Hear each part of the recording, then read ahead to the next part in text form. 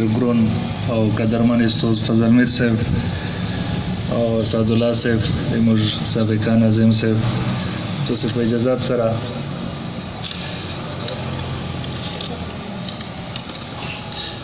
دا یو څو شعرونه دي.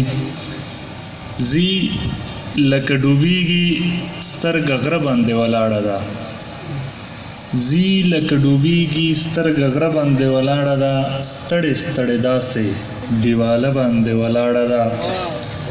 او هغه چې پلار د نمر د تپ نه هم ساتلی وه، هغه چې پلار د نمر د تپ نه هم ساتلی وه، اورم پردي کور کې تناره باندې ولاړه ده. هغه چې پلار د نمر د تپ نه هم ساتلی وه، اورم پردي کور کې تناره باندې ولاړه ده.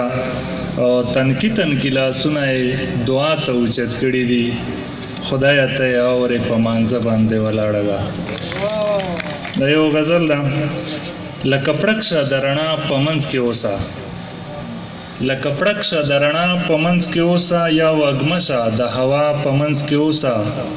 او دلته هم یو کیفیت دی کله کله، دلته هم یو کیفیت دی کله کله، د خندا او د ژړا په منځ کې اوسه.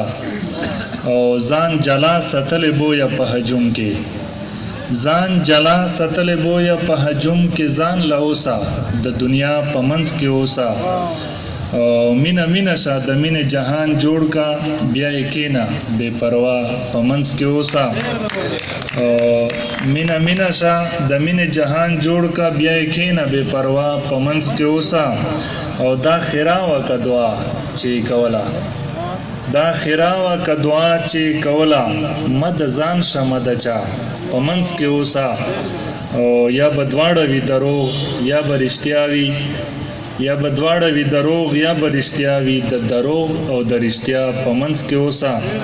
او مقتدو ډار او هیله در سره ستموینه، ډار او هیله در سره ستموینه، د بیګا او د سبا په منځ کې اوسه.